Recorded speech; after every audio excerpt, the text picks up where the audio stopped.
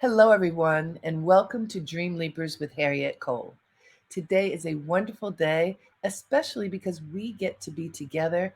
And today we're going to be together talking about abundance, about an abundant mindset.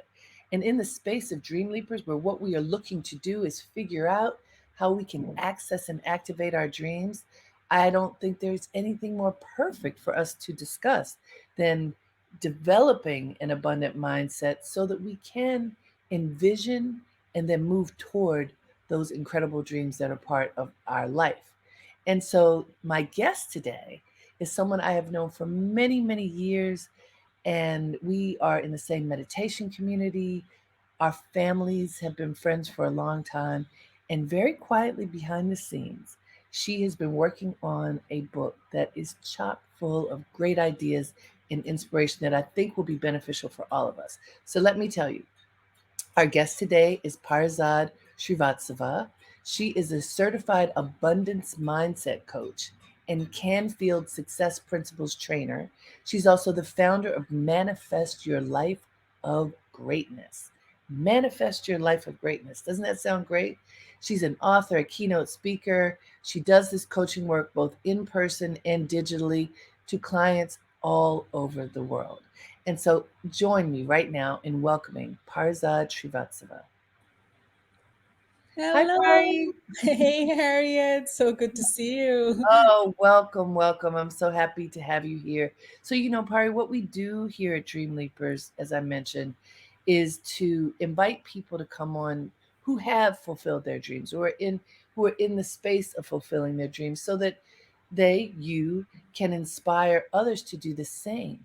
And when I learned about your book, I thought this was just be a perfect uh, topic for us to explore because people who are daring to recognize their dreams and then go for it need to have that mindset of Mhm. abundance that that there are not obstacles, especially financial obstacles, in the way. But what we know is that so many people get stuck feeling that they don't have enough, that there can't possibly be enough for them.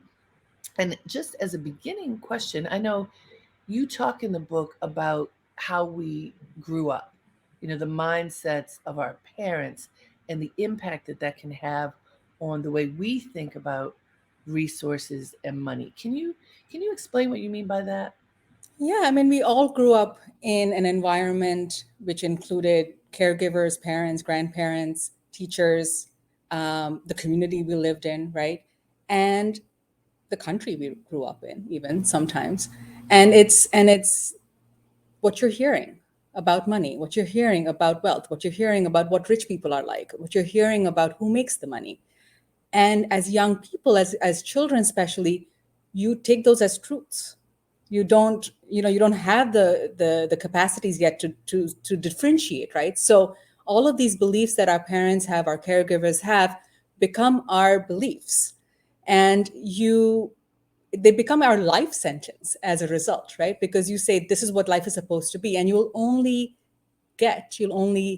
receive in this world what you believe you will receive, what you So believe. that's a very important point that you say over and over again in lots of Mm. different ways in your book, that it is what you believe Yeah, that is going to manifest whatever happens in your life. yeah. And I think even though when you say it out loud, it's obvious, it is often not actually what people think to be true. I mean, a lot of times people think the prescription for success in their lives is something that comes from the outside somehow. And Mhm. and you mentioned the way that the people grow up. So is it even possible if you have the imprint of your parents' beliefs about money, how can you break through that? Because that's such a powerful reality that you grew up in an environment where these are the ways that people believe, and that's all you knew. Yeah, yeah. And I think the way to do it is to do exactly what the beliefs did, right? So you heard this over and over again, it became a belief. And so you have to hear something else over and over again to undo that. Like you record over those beliefs. So the first step, I believe, is realizing that you have this belief system that is not working for you. It's that aha moment of, right, I do believe that I'm not gonna, that rich people are selfish. And so if I think that rich people are selfish and I don't like selfish people, then how will I ever become rich? Right? Or I do believe it's a real struggle to make money. And if you keep saying that to yourself, then you're going to constantly be experiencing struggle. So you have to switch it. And a great way of doing that is through affirmations, because it's so accessible, right? You literally flip the sentence and you record over. So you're saying, money comes to me easily. I do great things with my money, right? Just the flip of whatever your belief was. And the more you say it and the more you live in it, you live into it, you start acting from there, that magic happens where you start attracting different resources, different ideas, different people that can help you get to where you want to go. So to answer your question, it's the same way beliefs work. You create new beliefs by repeating what you do want to manifest, what you focus on, what you do want, instead of what you find yourself constantly saying to yourself. That's a powerful point, and you mentioned doing this through affirmations. I think of the image of people putting those little post-it notes all over the mirror in the bedroom. So before the bathroom, before they leave, they're looking at those things, which I think can be powerful because they serve as reminders. I can imagine some people out there saying, but I can't imagine that this would be true for me. How could I imagine wealth when I grew up in poverty? How could I really imagine that I could have, X, whatever X is, Mhm. that someone else has, that has been possible for someone else when I came from whatever the circumstances are that have been defining that person. For someone who, especially someone who has a dream, but it feels really, really small because they need resources in order to access it, what can you say that could shake them out of the belief that, the affirmations on the mirror just might not work for them? Yeah, I mean, we all grew up, kind of, this is the problem with beliefs. You believe them. You you really do you can't see another reality because that is your life. Like, for example, if you're feeling like you're overweight, you're like, but this is my body. I am overweight. Like, how can I just undo that by saying something different? And the magic is, or the way the law of attraction works is, if you keep focusing on, I am fat, I am poor, I am, unworthy, I don't have the resources, your attention is on that, and you're on that vibration of lack, of not having, of comparing, of shame, of anger, of guilt. And abundance and wealth and love and gratitude are vibrating at a very different frequency. Even if I just say those words, right? Love, I abundance, feel it. Yep. gratitude, right? It shifts in your own system. And so you need to be on that frequency. You need to be on that vibration in order to get that higher result that you want. So that's what affirmations are doing, is when you are repeating to yourself something which is not your reality. That's true, it is not currently your reality. But if you are focused on the reality you do want, what could be, what will be, and you start vibrating at that frequency, you start attracting ideas, resources, people, and energy that brings you to that level. That, and it doesn't happen overnight. This is not I repeat it 3 times and it happens. It's increasing your frequency to get more ideas and resources to get you there. And in the book, I share so many experiences because I've lived this. So I don't speak of it only in theory. My father lived this way of being. Um, I have had so many experiences of how this has worked for me. And then my daughter also shares in the book her experiences of living these abundance mindset principles. So I speak from having not coming from a lot of wealth, but growing into it. Well, you talk a lot about that, which I think is very helpful. There are many examples in the book that show concretely Yeah. what you mean. And Pari, I know a lot of times when I've had this experience myself, just being on a stage, having written a book. People look at folks who are in the light, in the media light, as being different. Oh, well, that happened to you, but you're different, you're special. And your book is really pointing out, nope, we're all, well, it could be you're special, could because we're all special. And if you look at your life and determine what are the lessons that you want to carry forward, how can you fine tune the way in which you move through the world, it can be, abundance can be there for everyone. Now, you talk about, you just mentioned vibration, and you write about this in the book a lot. So I want you to break that down, because I think for some people, like, vibration, what in the world is she talking about? Are we, you know, sometimes people can be very judgmental. What do you mean? Because your description in your book is very clear about this sense of energy and Mhm. how energy works. Can you explain your theory about vibration? Yeah, I mean, it's not my theory. It really is the law of the universe. I cannot take any claim to it. Very good, very I, good. I am just following it, and getting in tune with it, which is basically, I mean, we just talked about it. When I say, what is your most embarrassing experience, or in high school, what was the one time that you kind of felt like life was over, nothing could be better, worse than this. We all come up with an idea of what that is, and then we all have this feeling. You're all, everybody listening, you have a feeling, right, when you're thinking about that experience. Yep.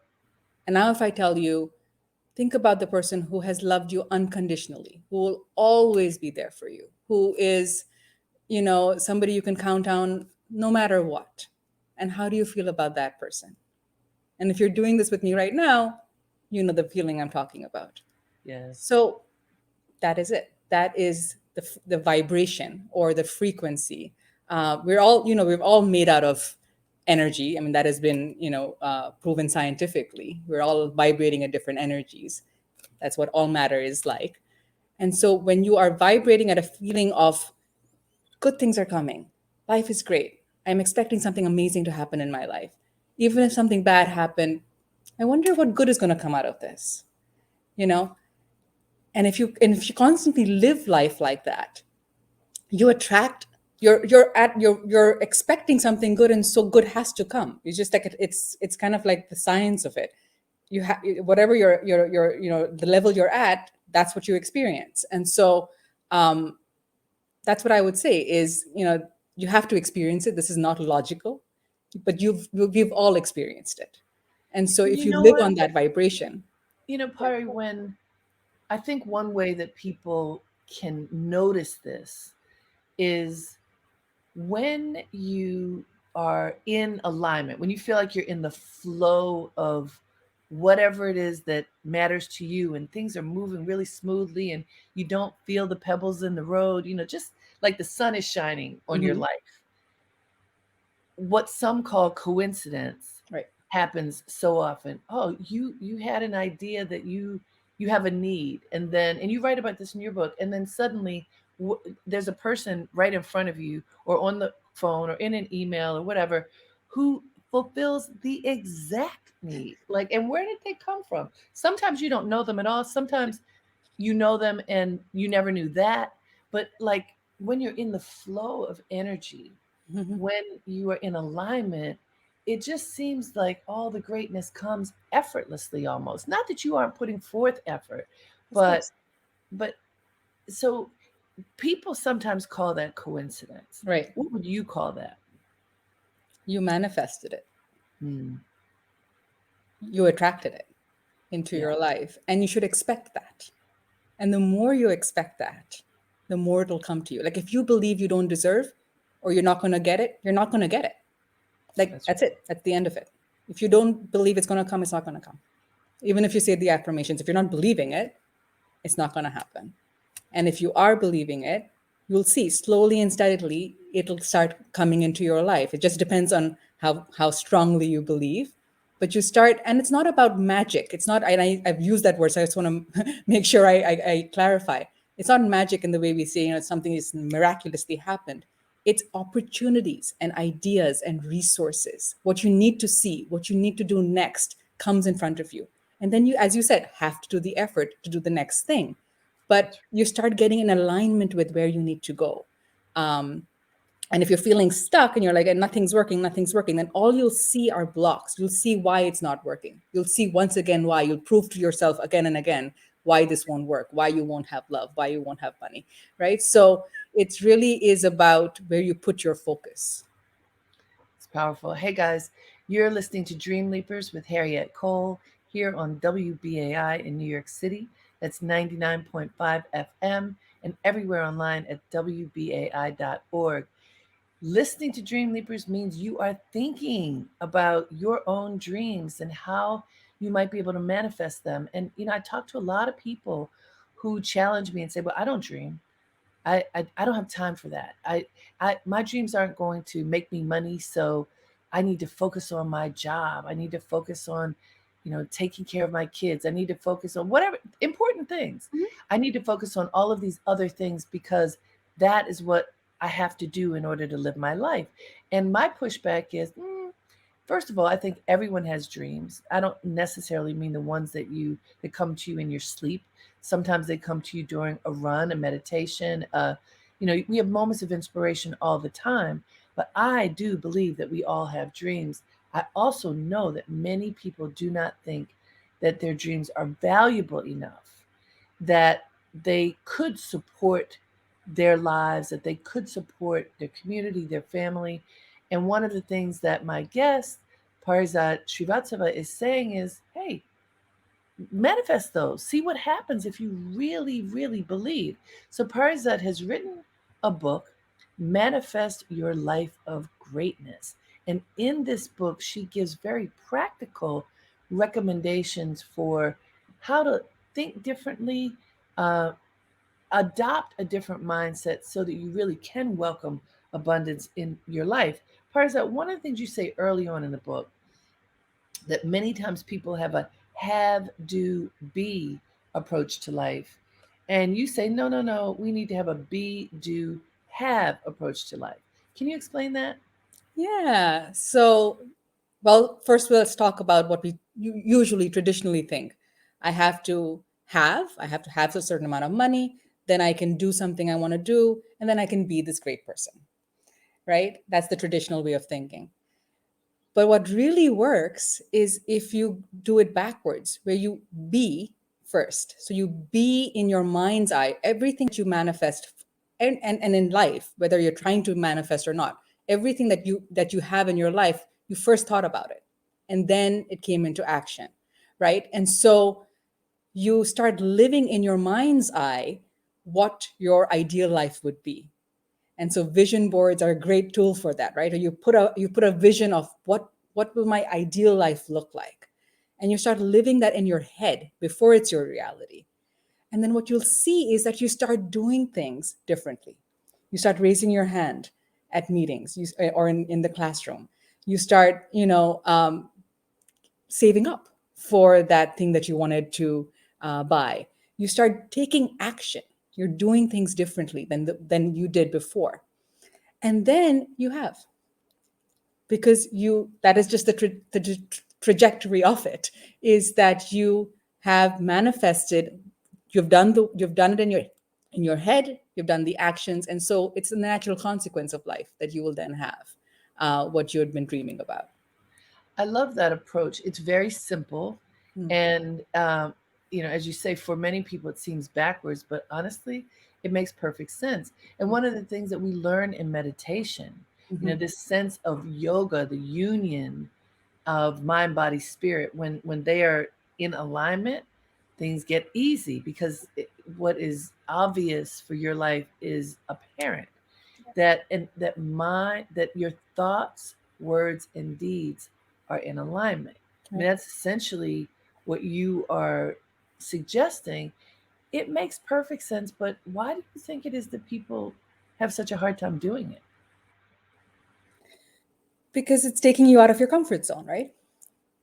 You grew up believing something, or you know are in this stage in your life where you are a banker or you are a salesperson, right? And you've gone down this track and you're here and you're not happy. Um, and you know it intuitively that you're not happy and you talk about it constantly and you're constantly complaining about it and you know that it's not something you want in your life. And yet you feel like, but what to do? C'est la vie, here I am. There's nothing that can be done, right? And so it takes courage to say, well, first, I want to listen to that intuition that's telling me this is not it. This is not all I am. This is not all I will do. This is not all I will be. I want more. And that wanting more money, more fame, or whatever it is actually a good thing. It's the universe telling you, it's yourself telling you, you are meant for more. So you have to listen to that discomfort of like, I wish I had is a good thing. And wanting more is a good thing. And so listen to that. And then it takes courage to say, okay, so let's write that down. What does that mean? What do I want? And it's soul searching of, um, and I ask a lot of questions in the book to help you get to that point of, wait a second, is this what I want? Or is that what I want? Am I doing this for my spouse or my children or my parents, or am I doing it for myself? And Yeah. so getting in tune with what you want. And when you do that, when you find that purpose for yourself, it makes it so much easier to say, and so now what are my steps to get there, to go there? So it's not easy. That's why people don't do it.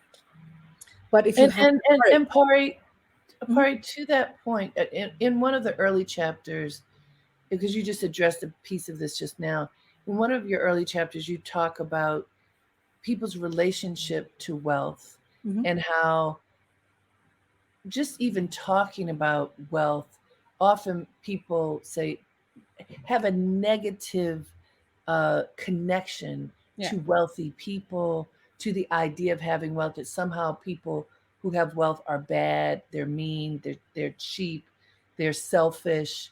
And in that chapter, you even asked, like, how do you feel after even reading these sentences, which I thought was so good because you're getting to people at a very core level. Again, if they are having that thought, you're then challenging them to say, hey, you can think differently. But until you break that thought pattern, it seems like you're on the other side of what could feel like an impenetrable wall. Yeah. And I say this in the book and I'll say it here. Whatever you're saying, about rich people, let's just say, or about having a lot of money. If you think about somebody who has a lot of money and your thoughts around that person or that way of being, whatever that is, money hurt you. So why would it come to you if you are Oh, saying it's bad, it's selfish, it's fill in the blank, whatever it is for you? If it's a negative connotation that you have with money, you're in other words saying, I don't want it. And money's hearing you. And so you're that's manifesting powerful. it, right? That's Yeah. really powerful. Like, money, that's not what I want you to hear. Yeah. And we do that. I mean, and of course we're not doing this purpose like consciously, right? We just catch ourselves. And that's one of the intentions of this book is to help people catch where their beliefs are askew in a sense. And many times you don't realize that that is your belief until you're like, wait, I do think that rich people are selfish. And I don't want to be selfish. So therefore I shouldn't be rich. And then you're creating Subconsciously. a cycle, right? And then you're creating a cycle that doesn't work for you. I remember going to a workshop once about honoring money. Mhm. And one of the things that people don't even do that much now because we hardly ever handle money, and you talk about that in your book too. But it was, if you really are honoring money, starting with the physical money that's in your wallet or in your possession, make sure that you order the bills in sequential order, and also that they physically are right side up, front to back, so that when you look at it, A, you can see quickly what exactly you have, and you're physically even honoring the bills so that you have them and they're not crumpled up in your bag. You have an awareness and appreciation for the physical money that you have, and then you can extrapolate that out to money in the bank, so to speak. Mhm. Why do you think that's important? Again, it is how you're feeling when you open your wallet. Mm. And so for the listeners, open your wallet. The next time you open your wallet, just take a moment to see how are you feeling about that wallet. Do you love that wallet? Do you love what you're seeing in it? Is it like, oh gosh, I have to pay for this, and it's a yucky feeling, or a scarcity feeling, or a contractive feeling? Or is it, "Ah, look how much money I have in this, so happy, I get to have, I get to have whatever it is that I'm buying with this money. I get to have the blessing of this money in my life." Right? So that's what this is doing, is when you're honoring money in its physical form in your wallet, how you keep your money, the way you make space for your money, has a great impact on your feeling. Again, it goes back to how you feel about your money. And so in my wallet, not only do I have, like what you were sharing, the bills, and first of all, have money in your wallet. A lot of people just, I tend to pay with card a lot. And so I don't, in the past, I used to feel like I don't need to keep cash. And just that, right? I don't need to have cash is like, you don't want to be saying that. Yes, you That's do. true. You want cash. Right? And so I, even though I don't use cash a lot in my payments, I always have cash in my wallet. So every time I open it, I feel abundance. You know, That's um, great. I have thank you in where I can see my, when as soon as I open my wallet, I see the words thank you, gratitude Mm. for abundance. I actually have I love money as an affirmation there. Um, and then just, also elements that give you feelings of blessing. So like if somebody's given you a gift, um, in a check form, I keep that check as blessings money. So it's Mhm. like, so of course I cash the check, but now that you can do that electronically, you can also still keep the physical check, right? Yes. And so I keep that as a reminder of the blessings, of the gifts in my life. um, Oh, I also have a make believe check that I have written of how much I want to be able to give to a foundation that's very close to my heart. And so I have that big amount that I want to be able to give. And so, every time I'm looking through my wallet, I see that, and it's like, yes, I will be able to give that one day. So all of these, again, you're vibrating at a different frequency. So even when you're opening your wallet to pay the cashier, many times in your day, you have those moments of abundance. that's That's beautiful. One of the things that you do throughout the book, and you mentioned your daughter Jasmine, every chapter Mhm. there's information on how you can teach these things to your children, and also your teenage daughter shares her experiences, Yeah. which I think is so helpful, because if we're not teaching the next generation, Yeah. then we aren't breaking cycles, and we aren't setting the next generation up for success.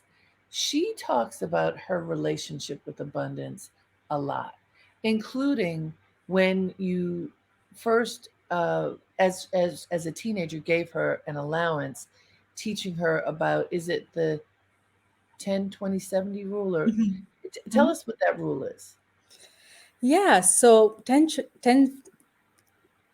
20, 70. So, and I talk about this a lot in the book, so I won't go into great detail right this moment, but 10 is give.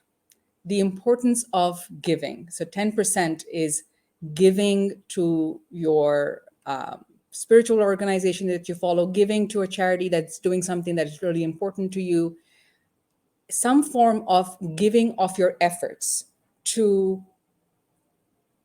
a good cause. Giving starts that cycle of receiving. So I have 4 chapters in the book talking about the importance of giving, but that's essential, right? And so 10% is giving, 20% is saving. So saving up for, of course, retirement, and starting that early, saving up for contingencies, emergencies that happen, and we've all gone through one. And so being having that kitty of money available to yourself, so that in emergencies you're not dipping into your investments, or you're not getting into debt, right? So when you have that savings, then you don't need to go into debt or into your retirement accounts. And then 70% is to enjoy. So if you're giving and you've saved up what you need to save up, then the 70% is for you to enjoy and spend, to fulfill your whatever your needs are, but also what your dreams are. And you can do that guilt free. So I taught my daughter, and this is what we do for ourselves as well, is set it up in a way where then you can enjoy your money and you're not feeling, can I afford this vacation? Can I afford this item? You can, because you've already saved up. And then the giving piece is about that cycle of receiving as well. So yeah. I And this love is that. really brief, but yeah. Yeah, yeah, but I love that philosophy, and I think it's something that people should really consider. A reminder, everybody, you are listening to Dreamleapers with Harriette Cole here on WBAI in New York City. That's 99.5 FM and everywhere online at WBAI.org. I want to tell folks who are listening possibly for the first time and to remind the people who are part of the WBAI family, we have been around for 62 years. This is a long time to have a radio station, progressive radio station, bringing inspiration, bringing motivation, bringing truth to a community of dedicated folks who come here 24/7 at different times of the day to just fill their cup. This radio station to me feels like a source of abundance because it's a source of creativity and knowledge and inspiration for everyone who joins. And with that in mind, with this abundant mindset uh, that we are holding here as we talk to Parizad, I want to offer that we we exist because of you. We don't take one ad. We are called listener sponsored radio. And that's because those in earshot of me right now, all of you are the ones who contribute to make sure that we pay the bills, that we keep the lights on, that we are able to bring incredible expansive programming that holds the vision that we've had for 62 years of being able to be free to share and express our ideas and to come together to create a better world. So if you believe in this mission of WBAI, please give generously. Please give abundantly. And you can call us at 212 209 2950 and make a contribution today. It could be a one time contribution, or you could become a BAI Buddy, which is a sustaining monthly member. You can give as little as $15 a month. Every dollar counts. 212-209-2950. And you can also go online at give2, the numeral 2, WBAI.org. I can tell you that in the 4 years that I've been hosting this show, so many people have joined the family of giving. And as Pari is saying, giving to an organization, a charity, this is a not for profit, our radio station that serves you, that fills your cup, is a way to ensure that the cup stays full. So we appreciate you. We thank you for being here in this moment with us, sharing the wonderful gifts of the guests that I bring every week. And we invite you to be part of that covenant by giving. So again, the number is 212-209-2950. Please call and make a contribution of whatever size your heart is telling you that you should do at this moment. We appreciate every contribution that you made. Thank you so much. And so now we're going to go back to our guest, PARIZAD SRIVASTAVA. She is the author of Manifest Your Life of Greatness. First of all, I want you all to just think about this. You have a life of greatness. Do you realize that? Do you realize that your life is filled, brimming with greatness? That's number one for some folks. And Pari, I was talking to a woman the other day, someone I've known for a long time, and always the cup is half empty. Mm, No matter what, there's always something wrong. There's always a complaint. When she looks out at the world, what she sees is a flawed world. yeah. She sees somebody who doesn't have good intentions toward her. And so it's kind of a drain. Like I only talk to her in short intervals. Yeah. It is unconscious, Mhm. yet it is like a dark cloud hovering over her.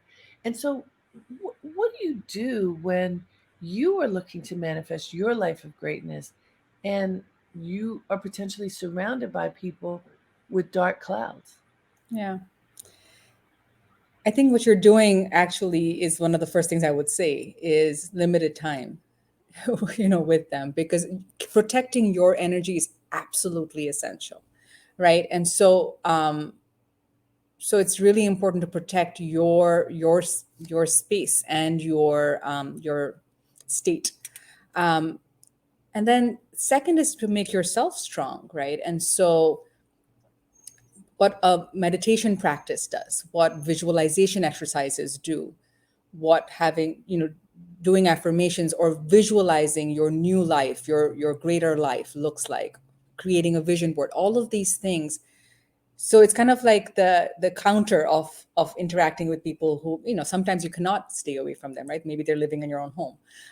And so you have to fill your cup with the positive as well. And so spending time in front of your vision board, or spending time with yourself in affirmations, in visualization, speaking to other people who are positive and are on the same wavelength as you, and discussing your plans and discussing your dreams, and spending time in self reflection, by yourself as well, in meditation, are all antidotes to um, people who may be, pulling you down.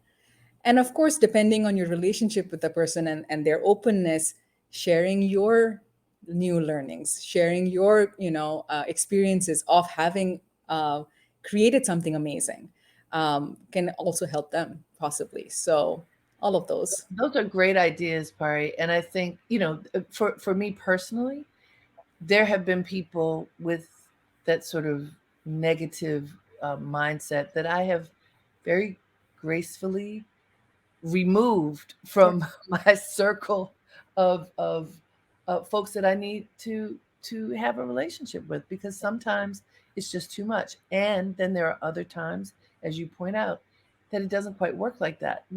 I'll just add that what I have done is to remember that they are not part of my inner circle, Yeah.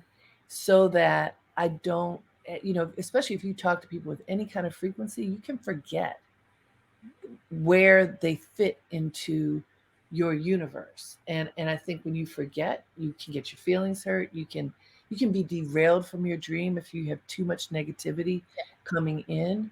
So it's incumbent upon us to be as aware as we can. Who deserves to be part of my inner circle, and whoever doesn't, it doesn't mean that you wish them any harm. It just means that they have not earned a seat at your inner table. Absolutely. And I think also, respecting where they're at in their lives, right? And so, um, like a practice I like to do is just to say, thank you for sharing your opinion about this. And like literally in my mind have like this imagery of just like water, rubbing off my shoulder, just like, and I don't need to listen to it. Like I don't need to be paying attention to your opinion. But it's not out of disrespect. It's just not, where I give my focus. So Yeah, yeah, excellent. yeah. So I want to turn to something else that you talk about in the book a lot, which is about clutter and chaos standing in the way of abundance. Hmm. Can you describe what you mean by that and what people can do if they find themselves in a cluttered, chaotic world, whether it is physical or mental? Well, physical and mental are different, but let's talk about the obvious physical first, right? So with the physical, we talked about the wallet. And that's a great first, like it's an easy step you can do in 10, 15 minutes of just decluttering your wallet of all of the receipts and all of that, organizing your money, putting in great affirmations, putting in blessing money, like really feeling abundant with your wallet. And then you kind of do that with your desk, or with your, and then your bedroom, and then your, it just the messy drawer, clearing it out. And you'll see the energetic shift. There's something that changes when you feel at ease with your space.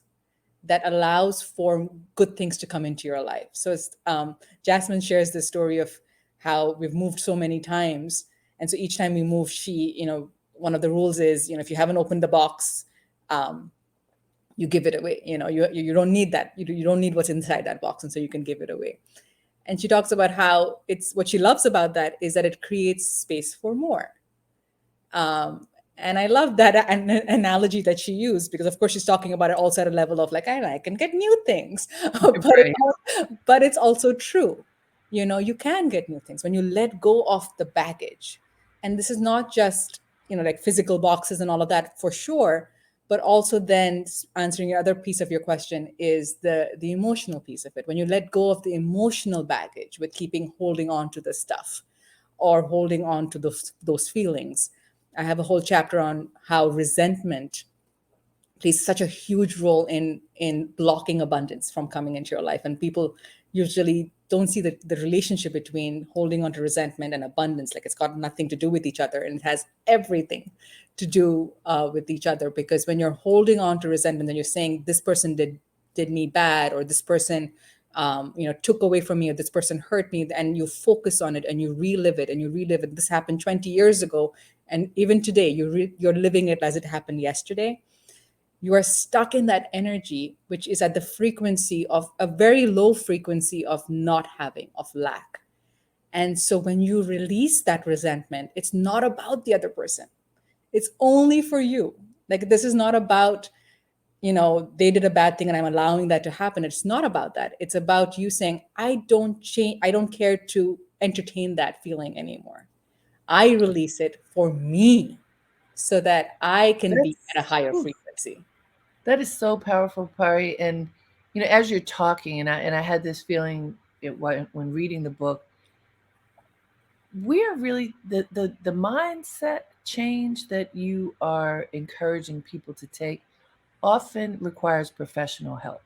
Mm. So if Mhm. you are holding on to something that maybe, a lot of people hold on to things from their childhood, from their Mhm. formative years, and hold on tight, with a pointing finger. You did this to me, therefore, whatever it is.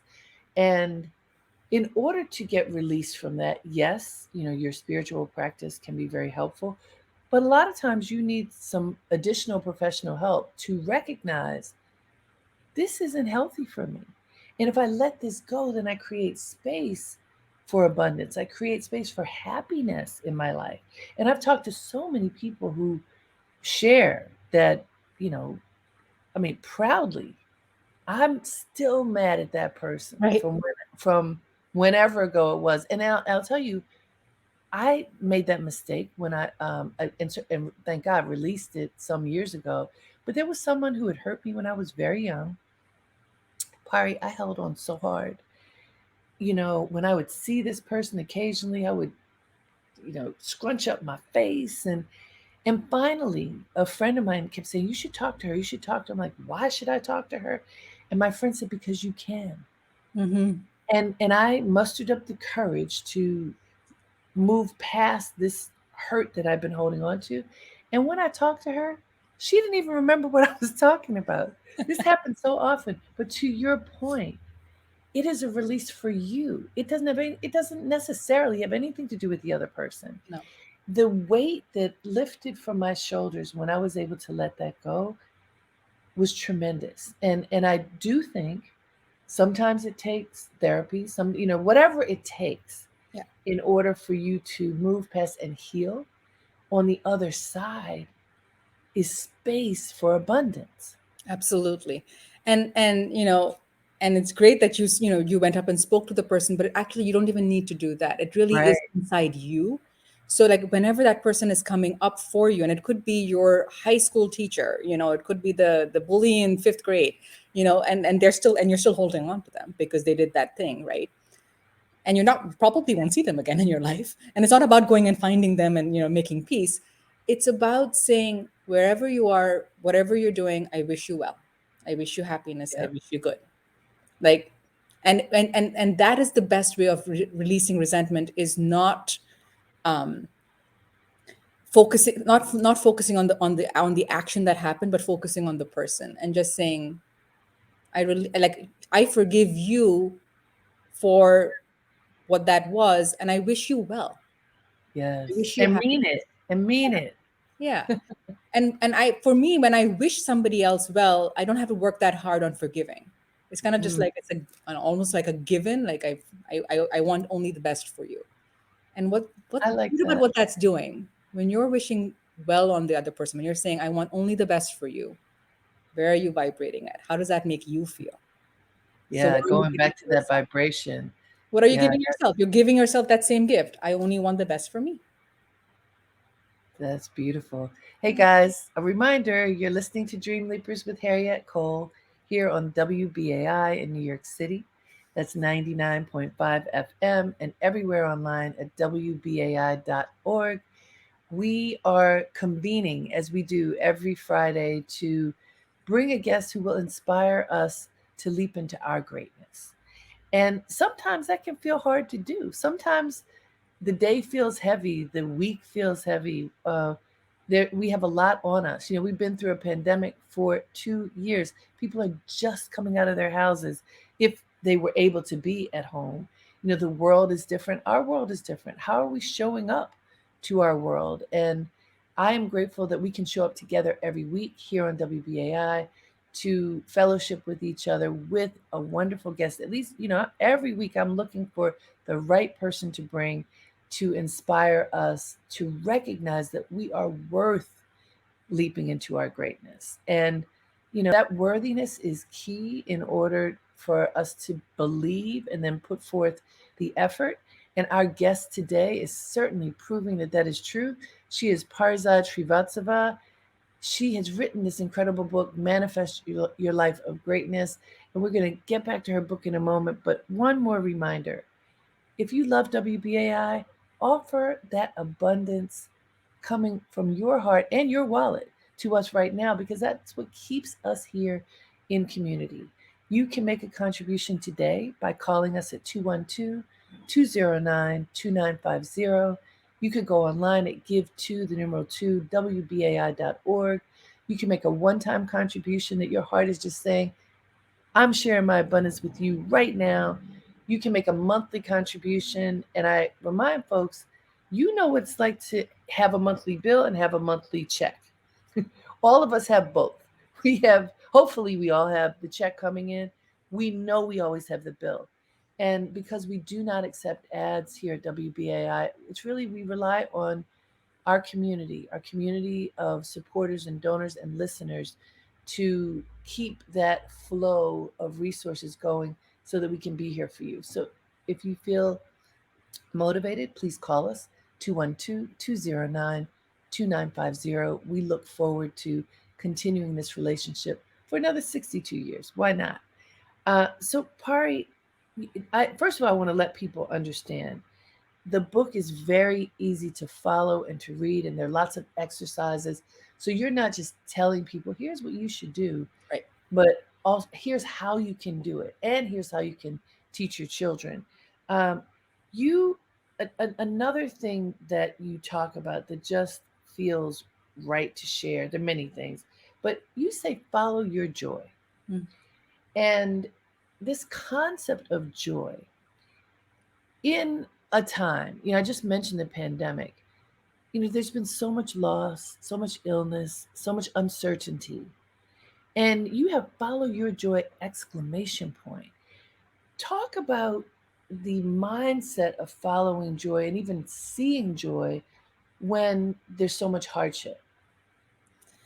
Actually, the pandemic has been for many of my clients, a time of refresh, of saying, I've been in this rut of doing what I was doing and, following through on whatever my education was and, doing that job that I got. And it gave them that pause of like, am I doing what I love doing? Is this where I want to go? Is this what I want to contribute in this world? Is it just about bringing in money, or is this what are people going to say when I leave? What did I stand for? So it's really asking all of these questions of yourself. It's not, when I say joy, it's really purpose. Like when you are on purpose, you are in joy and you are enjoying, right? So it's like finding that purpose for yourself. And um, and coming to that place of waking up every morning saying, I love what I'm doing. So that's what I'm talking about, is when you can take the time for yourself and ask yourself and do the self inquiry to understand what brings you that joy and what is it that you can give in this world. So it's not only about what you will be and what you will do and what you will have, but most importantly, what will you give in this world? What will your statement be? And when you come from that place, then you are enjoying life.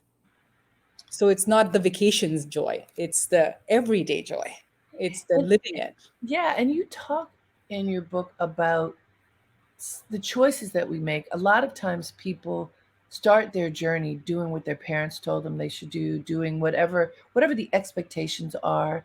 And the United States is made up of immigrants, and very often when people first come to this country, what they teach their children is, become a doctor, a lawyer, a teacher, you know, get a stable job. And and there's nothing wrong with that, by the Yeah. way. Yeah. However, that is not always whatever the thing is your parents told you should do may not be what your heart tells you. Yeah. And you address this notion. And there was someone I interviewed a couple weeks ago who quit her job to become a scuba diver so that she could uh, document the rescue of sunken slave ships. I mean, it was a very specific thing. Hmm. She's on the cover of Nat Geo magazine, reinvented her career entirely. And I am sure that a bunch of her friends are like, "Are you crazy? You Right. left your job for what?" But her heart guided her somewhere that is helping to reveal a part of history that's so important. I give that example to just say, you talk about this, that you have to figure out what motivates you, Yeah. even if it requires you to break free of whatever it is that you're doing. In these couple of minutes that we have left, can you speak to my audience and just tell them what you think they need to hear for them to make that leap into their own greatness? The thing is that when you are living your joy, abundance will come to you. So when you are focused, like you don't have to worry about the money.